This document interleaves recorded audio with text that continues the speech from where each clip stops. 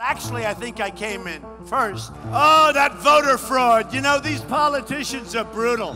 Donald Trump's voter fraud narrative isn't new. Talking about millions of illegal votes is dangerous to this country without presenting the evidence. Not at all, because many people feel the same way that I do. And after losing the presidency to Joe Biden in 2020, he weaponized the same rhetoric to declare an entire election and the nation's highest office stolen.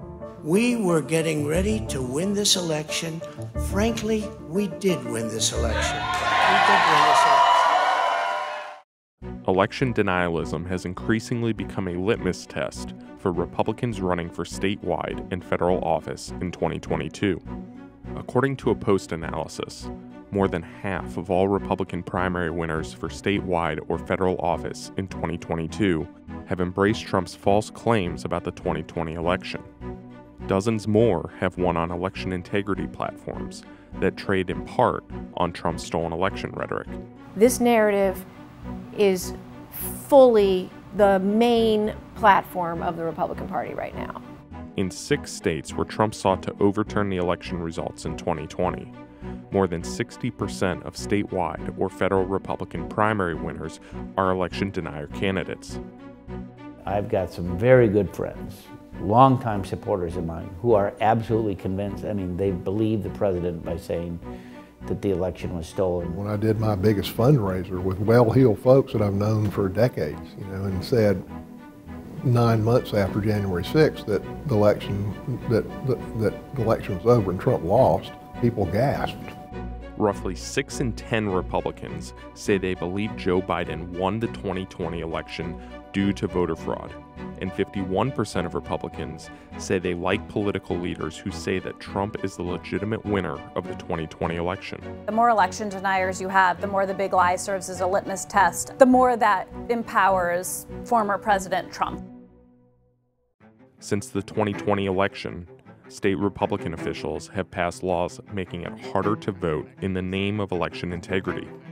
According to the nonpartisan Brennan Center for Justice, which tracks voting legislation, 19 states passed 34 voting laws in 2021. More than 400 voting bills were proposed in 49 states that year, according to the center. Critics say these laws restrict voting access. Even people who said Joe Biden was the proper winner have traded on the rhetoric and have traded on the belief among Republican voters that there was something fishy about 2020, and Brian Kemp is among those. It's further securing the absentee ballot process. So really it's an election integrity bill, but also expands access. I interviewed lawmakers who told me I have to do this. I'd get killed in a primary. My supporters, my constituents believe that the election was stolen. To say that you have to restore security of elections suggests that there's a lack of security, and that has never been demonstrated. Stop the steal! Stop the steal! Stop the steal! Stop the steal!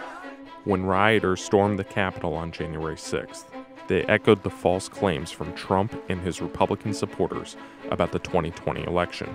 President Trump won this election, so everyone who's listening, do not be quiet. Do not be silent about this. President Trump should not concede. There are allegations of system failure, fraud. We're fixing to overturn the results of the election in multiple states. But what we're seeing with the 2020 election is what we're calling participatory disinformation, which included, these messages from the top, which set this frame that there was going to be massive voter fraud. And then this bottom-up effort by everyday people. That participatory nature, hey, I saw this, did you see this as well, is extraordinarily, viral and effective as a disinformation strategy. And when those two things matched up, we saw this narrative hyper-spread. When the riot was quelled hours later, 147 Republicans voted to reject the election results in Arizona or Pennsylvania, 2 of 6 states where Trump had tried to overturn the results. Many of those Republicans are running for re-election again in 2022. I firmly believe, and even conversations I've had in private with people on the other side of the aisle, that they know there was no fraud in the election. They were going along with this to propel essentially a political motive that would continue to promote them and their quest for power. Republicans quickly re-embraced Trump after the Capitol attack, which the January 6th committee is now investigating. The January 6th committee has been really interested in trying to figure out if there was some explicit reason for why Republicans so quickly pivoted, specifically House Minority Leader Kevin McCarthy. You know why we won that? President Trump worked on all these races. If the president was the party's nominee, would you support him? The nominee of the party? Absolutely.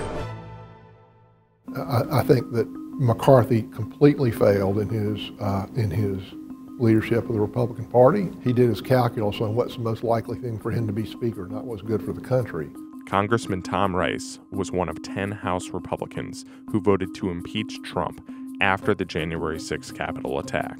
He lost his 2022 primary after refusing to say the 2020 election was stolen from Trump. People very clearly told me that they didn't appreciate my voting to impeach the president. And I think people are getting more and more tired of Donald Trump every single day, and I think the sooner that happens, the better off the Republican Party will be. In midterms, we're seeing that same narrative about distrust in elections themselves, not applied to the results of that election, but extended to the future results of all elections.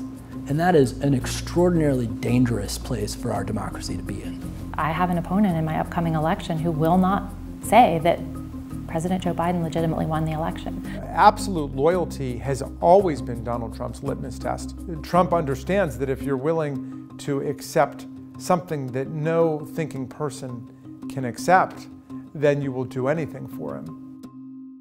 The content that's out there that's sowing doubt in the election right now is more than it was in 2020. I get to appoint the Secretary of State, and that Secretary of State is going to clean up the election logs. Corruption in our election systems is a national security threat. Donald Trump won. And 2022 is also about 2024. If something like this happens again in 2024, where a political party doesn't like the results, that they might be able to actually challenge them based on these kinds of false narratives. We're looking at a comprehensive assault on the electoral system. And it's scary to me that Donald Trump has positioned his Republican Party outside of the constitutional order. You know, they say in every election, this is the most important election in your lifetime.